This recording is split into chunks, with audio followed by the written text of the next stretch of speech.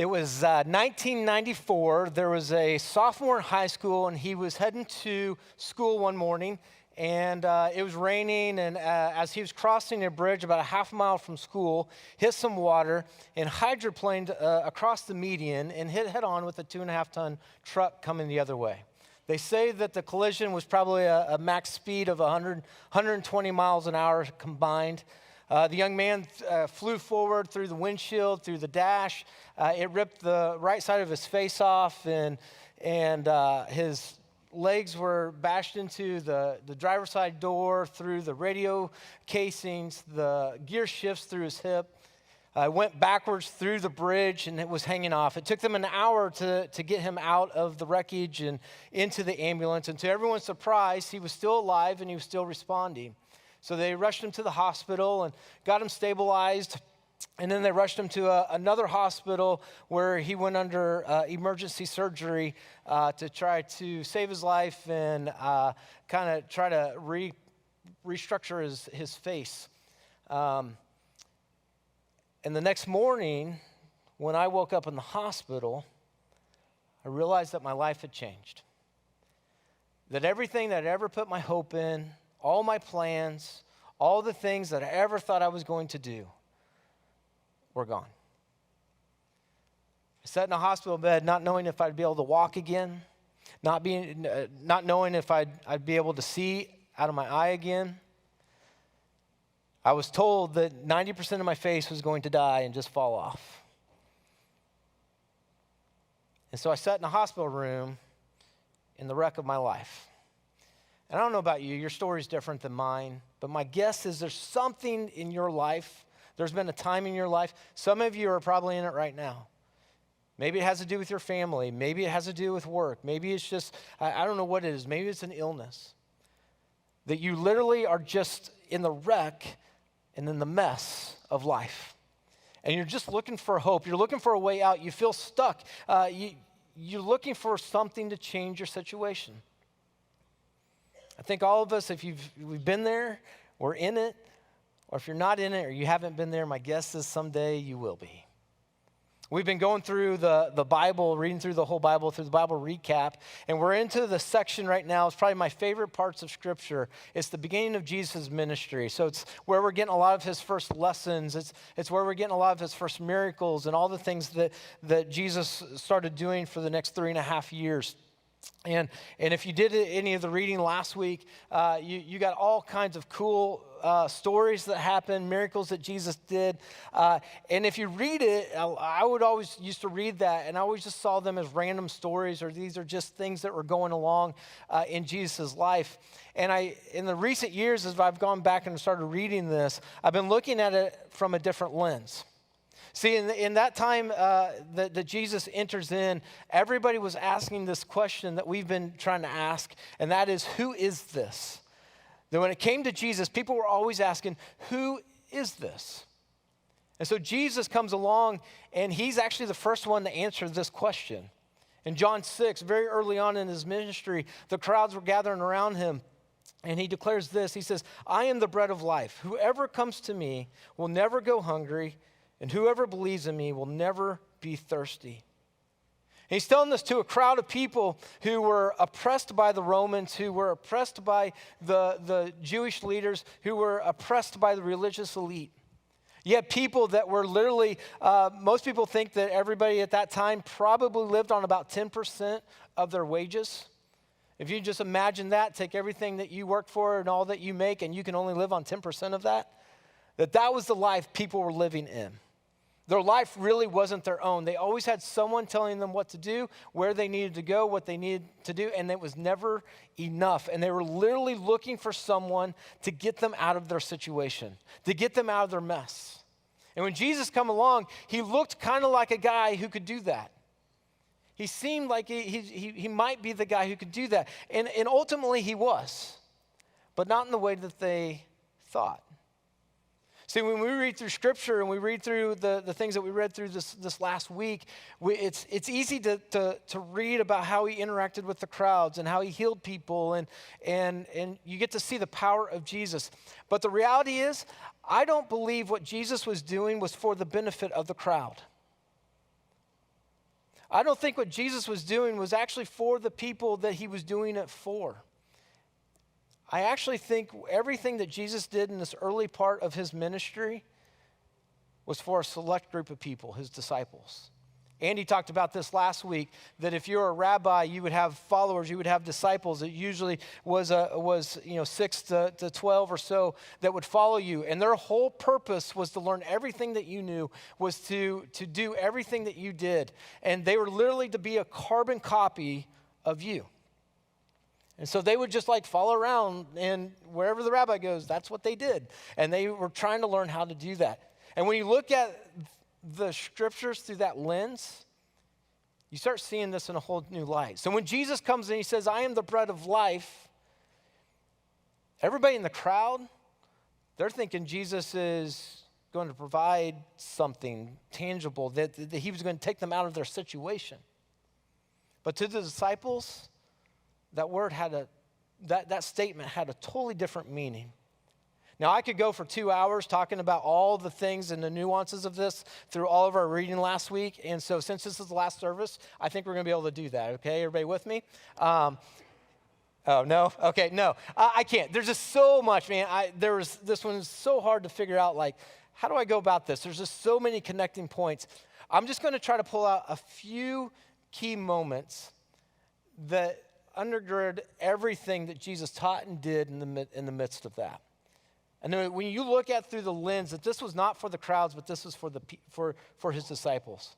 And think about this, just the practicality of this, that Jesus was over here in this town teaching these people, maybe doing these miracles, and then he would move over to this town and he would teach these people and do some miracles. These people and these people didn't hear necessarily the same thing. They probably got some overlap with some messages, but he might have said something different. These people didn't see the miracles done over here. We get the benefit of being able to read them all together.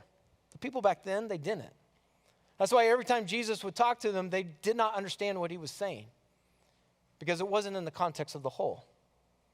And the reality of the context of the whole, there's only a select few people that actually understood, and even then, they had trouble. And it came to his disciples. And so this whole lesson that Jesus is teaching in this part of the reading, it starts, and the statement that I am the bread of life, it actually starts way earlier in a scene that the crowds were coming to Jesus. They were coming to be healed. They were coming to hear his teachings. They'd heard about Jesus all over. And Jesus does what actually he does more often than not, is that when the crowds show up, he hits the door. And his favorite exit plan, I think this is probably why he chose some of his disciples that were fishermen, is because they knew how to handle a boat. His favorite exit was the boat. Let's get in the boat, let's get in the lake, and let's go out into the water because people can't follow me there.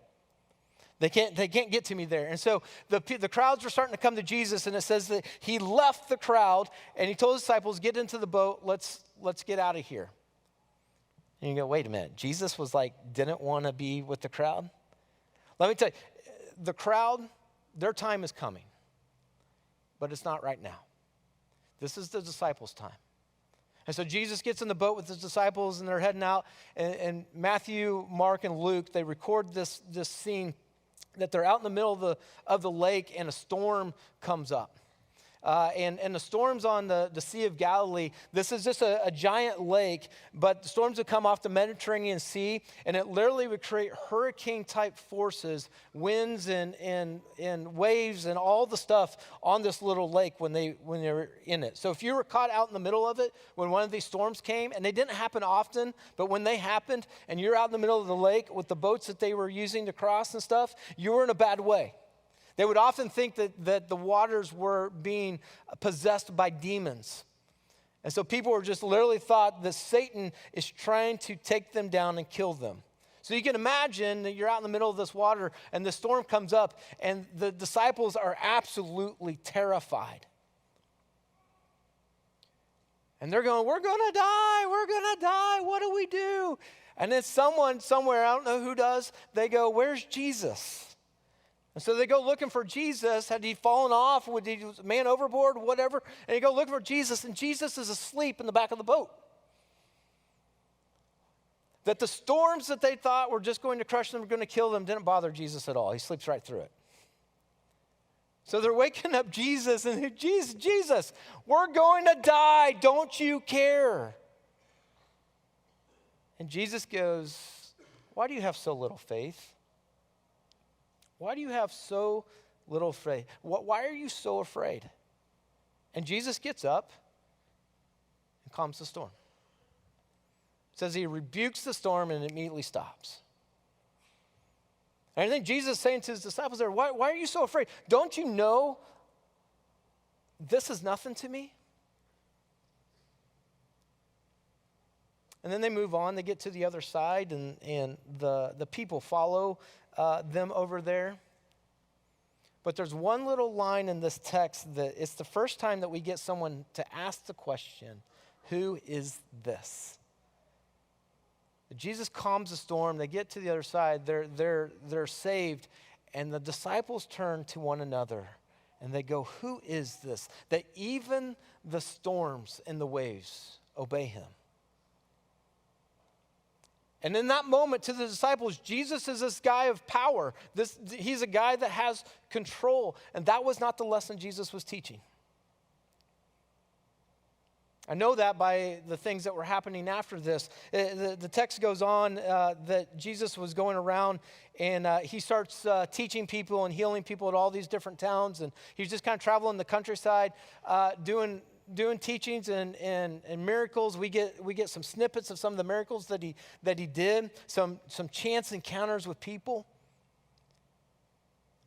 But it wasn't for the people that he was doing that. It was for the disciples, I believe, because right after this, after some time passed, he gathers the 12 and he says, hey, I want you to pair up 2 by 2, and I want you to go in all the towns, and I want you to do the things that you just saw me do. Jesus was actually teaching them what they were going to be doing eventually. He says, hey, I want you to go out. I want you to go do those things. There's one caveat, though. Take nothing with you. You don't get to take anything with you. You don't get to take money. You're not traveling your planning route. You're just going to go. You're going to go into a town. You're going to start teaching. You're going to start healing people and stuff. And you're going to hope that someone's going to give you a place to stay. And they may or they may not. And by the way, you will get kicked out of towns. People will not like you. And this is not going to be a rosy, great trip. But don't be afraid. And you look at that and you go, oh, okay. Like, this is the first moment. Jesus is like, okay, I'm going to send you out. I'm giving you authority to cast out demons. I'm giving you authority to do these amazing things. But it's not going to be easy. And so they go out. We don't know how long they were out, but they did their thing, and they met back with Jesus. And when they're there, they were telling Jesus all the things that they saw, all the miraculous things that they were able to do, that they couldn't even believe that was possible, that they could do all that type of stuff. And then all of a sudden, the crowds start swarming in. All the people that they've gone talking to, they just started following the disciples. And the disciples were leading them to Jesus. And so all the crowds were coming up. And so Jesus says, let's get away from the crowds. Let's go to a remote place where no one can hear us or see us. And so they leave, and Jesus escapes the crowd, except for the crowd's not stupid. They kind of know where they're going, and they end up there anyway. And the Bible says that in that moment that about 5,000 men gathered around Jesus. And it said there's women and children. There's estimates that there's anywhere between 10 and 20,000 people that were in that spot to come see Jesus. And it says that Jesus had compassion on them. And so he stopped. Instead of leaving, he stopped and he taught. And it says he taught all day, and he was doing healings all day. And at the end of the day, the disciples come to him and they say, hey, Master, these people are hungry. Like, they've been here all day. They need to eat something. We need to send them away so they can go to the towns and get something to eat, or go home, or go wherever, somewhere other than here, to get something to eat. And Jesus goes, all right, teaching moment. You do it. You feed them. Hey, Jesus, I don't know if you realize where our finances are. I don't know if you realize that you told us to go without nothing. So we had nothing to begin with. We still have nothing. Like, even if we had something, we don't have enough to feed 20,000 people. You got to remember, they don't make much in the first place, and the disciples made even less. It says, we don't have it. And Jesus goes, you feed them. So they went out, they found a little boy's sack lunch, a couple fish and a few loaves of bread. And they're like, all right, Jesus, what we got? I think we can cover 4. We might be able to split this up with 4 people. And Jesus goes, takes the bread, he splits it up, and he puts it in 12 baskets, little pieces in 12 baskets. And he tells the disciples, go feed the people. And so the disciples went out and they started going. The story goes that everyone had their fill, and there was still 12 baskets full of fish and bread. Now we look at this, and I used to read this and go, man, that was so amazing. Would have been so amazing to be there and be a part of the crowd and the people and to see this miracle happen right in front of me. And then I got to thinking about the practical side of this. I don't know if any of you have ever been to like a pro football game or a basketball game or in a big arena, some conference or anything. Anywhere where I've been, where there's been at least 10 or 20,000 people, I don't know what's happening outside the section I'm in. I don't know what's happening behind the stage. I don't know what's happening at the stage. Like, I don't know what's making everything else go. There's too much. And it got me to thinking that if I have 20,000 people there, I don't think they actually knew Jesus did a miracle at all. In fact, from the text, we get no indication that they actually knew Jesus did a miracle. All they got was they got fed. The crowd realized that they just got fed, and that's what they were looking for, and that's what they needed was a meal to eat, and they got a huge one. I don't think they even knew how that happened. I think the only people that actually knew a miracle just happened were the 12 disciples. Because immediately Jesus tells them to go get in the boat. And it says that Jesus went up onto the mountainside away from the people to pray. And so the disciples get in the boat. They're about halfway across the lake, and one of those storms comes up again. I find it interesting. Those storms don't happen very often. And here in very 2 short periods of time, we have 2 big major storms. And so the disciples are out, and they're trying to go somewhere, and they're rowing, and they're trying to make the boat go, and it's going nowhere. They are literally stuck in the middle of the storm, and they are going to die. And I love the 2 pictures we get here, because we get Jesus up on the mountainside praying, and we get the disciples laboring and just trying to survive in the lake. And the only thing that's different here is that Jesus is not with them. But you have to realize that they were never out of his sight. He may have not been with them in the boat, but they were never out of his sight. He knew exactly what was happening. He knew exactly where they were at. And the story goes that Jesus comes out walking on the water. Now, I have no idea how this happens. I have no idea if he's like the water's just parting and the sidewalk's like there and he's just taking a stroll. I don't know if he's just literally walking up and down the waves like you just see Jesus kind of like, I don't know. All I know is that the storms that were freaking the disciples out, the storms that were keeping them from moving forward, Jesus walked right over the top of. One of the accounts of this says that Jesus was passing them by, as if Jesus wasn't even going to stop. He was literally going to walk to the other side, and I'll see you tomorrow when the storm leaves and when you get there. That he wasn't actually even going to stop for his disciples. But one of them sees her, they all see him, and they go, that's a ghost! And they start freaking out, they're gonna die. They probably do what I do when I see a clown, and they just absolutely lose it, right? And they're like, what are we gonna do? And Jesus is like, guys, chill. It's just me. It's just Jesus.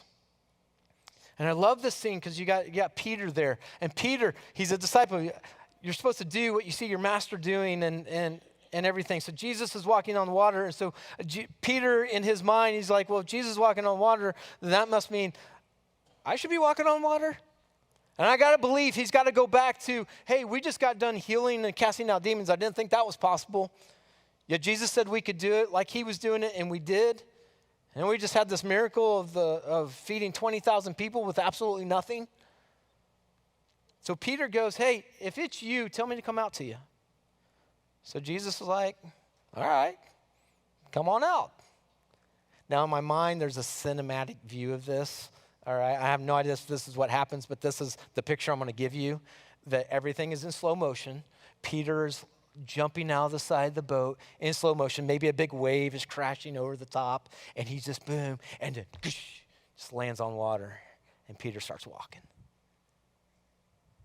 Dude, Peter starts walking on water. And I got to be thinking about what's going on in his mind, like, dude, this is actually working. This is kind of cool. Oh my goodness, those are really big waves. Those are a lot bigger than what they were in the boat, and those were big. And all of a sudden, we get this picture of Peter starts doubting. And we think that he's doubting Jesus. I don't think it's that at all. I think he's starting to doubt who Jesus says he is. Maybe he's down a little bit. But what I do know is when he begins to sink, he recognizes Jesus is still there, and he says, Jesus, save me. Jesus, you have the power to still, you're still walking on water. Even if I'm sinking, I know that you can walk. And so Jesus reaches down, and he picks up Peter, and it says that they get back into the boat, which indicates that they had to walk back to the boat. So Jesus walked on water once, Peter walked on it twice. I'm just saying. They get back in the boat, and everyone gives Peter a hard time here. I even had a friend one time go, man, I love this story, and I love what happens at the end of it, because here's the end of the text. It says that they were completely amazed and worshiped him. All right, that sounds good. So isn't it so great that they worship Jesus and everything? And I've always missed this, but I read in the book of Mark, he adds something at the end of this. He says, for they had worshiped him, for they had not understood about the loaves, and their hearts were hardened. Whoa. According to Mark, the actual worship was from a hardened heart. It was from a heart that actually didn't understand what they were actually worshiping. See, what's interesting is you had Peter got out of the boat, and yeah, he sank eventually, but he did walk on water. There was 11 other guys that never got out of the boat in the first place. There was 11 other guys that were following Jesus that all should have gotten out of the boat with Peter. But they were holding on to the false security of the boat, which, by the way, was terrifying them. And I think you all, I can relate to this, that I hang on to these things that I think are my security blanket, and in the reality, those things are the things that are actually scaring the crap out of me. My finances, the things that I have, all my plans are working out, like I'm holding on to that. And we have this scene here where these guys, and it says they completely misunderstood or didn't understand about the loaves. What is it that they didn't understand? That Jesus was enough. That regardless of your circumstances, regardless of the things that are going around you, Jesus is enough. Jesus will provide. Jesus will sustain. That was a lesson of the loaves. It's an impossible task. There's no way this can happen. Yeah, it can, because I'm here. We're all going to die. No, I'm here.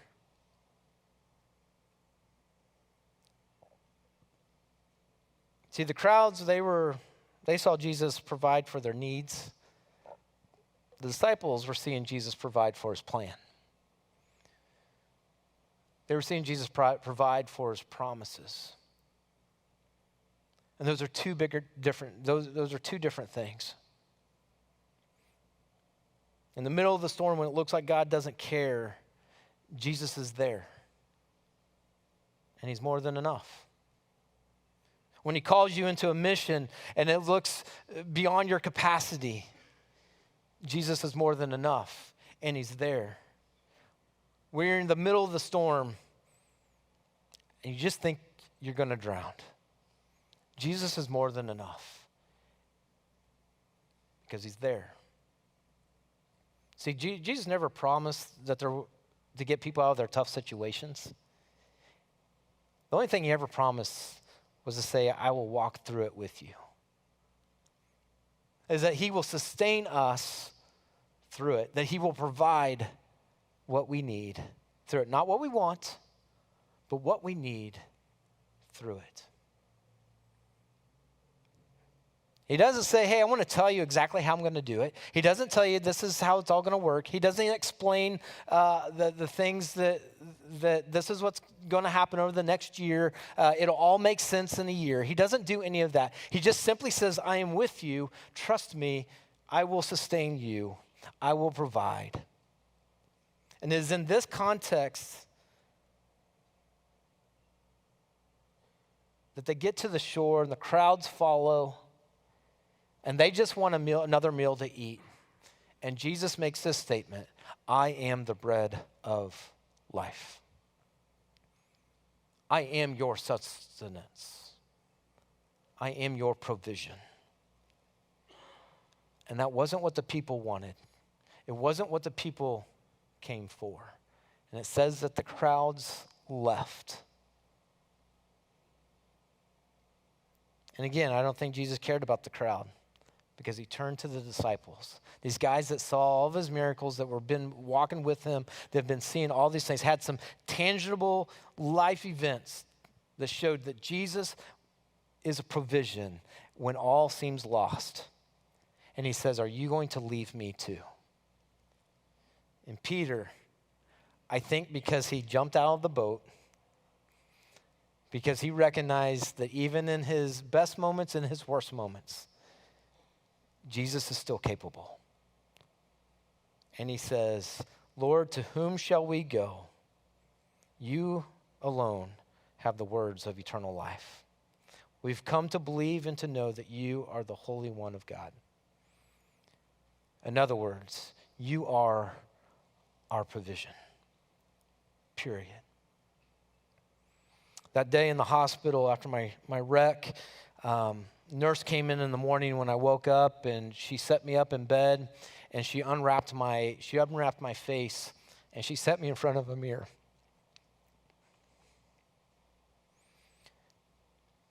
And you just need to imagine, I literally had my face ripped off to the skull, and they sewed it back on. I looked like Frankenstein, maybe a little bit of Freddy Krueger, for some of you who know who that is. My skin was ripped off. I had huge gouges. I was still bleeding. I couldn't see out of my eye. And I remember looking at myself in the mirror, and I didn't even recognize who I was. My nose had been shattered. They wired it back together. I remember thinking to myself, I make fun of people that look like this. If I can't see out of my right eye, I don't even know if I can walk.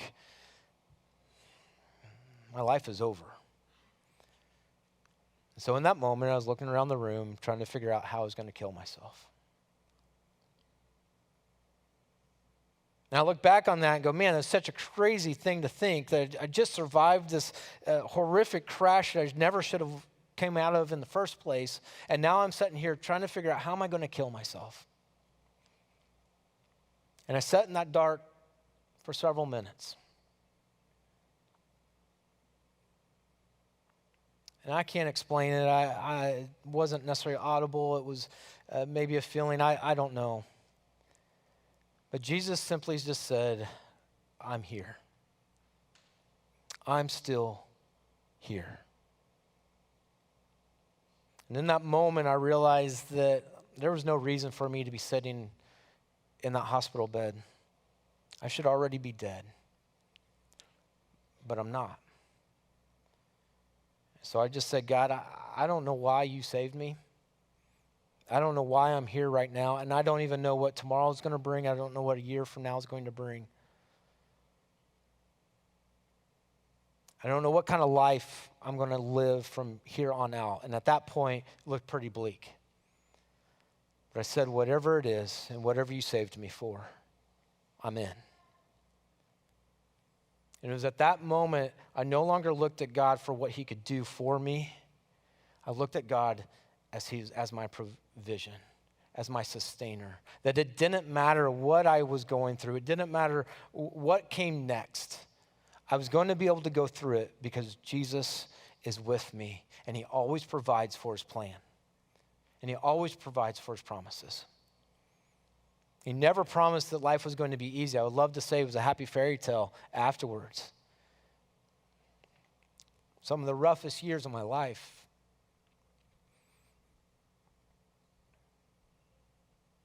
Somebody said earlier from first service, says, man, I'm so sorry you had to go through that. And I go, man, I'm not.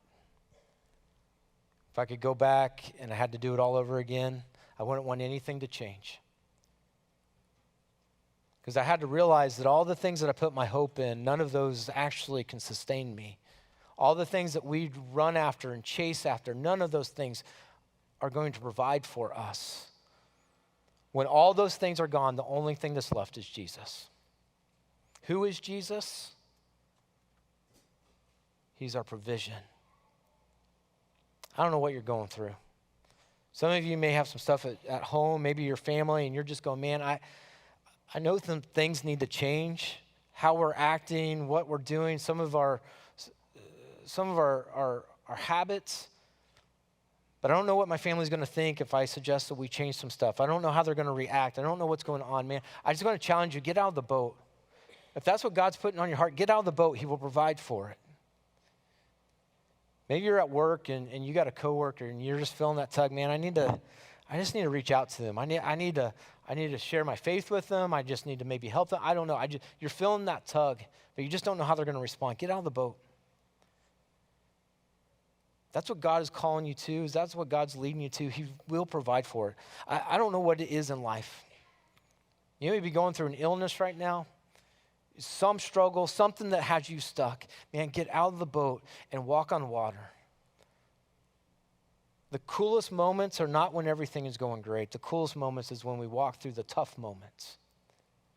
And we walk through them with a confidence and with a hope. Because we recognize that Jesus is with us, and Jesus is our provider, and Jesus is our sustainer. Who is Jesus? He is our provision.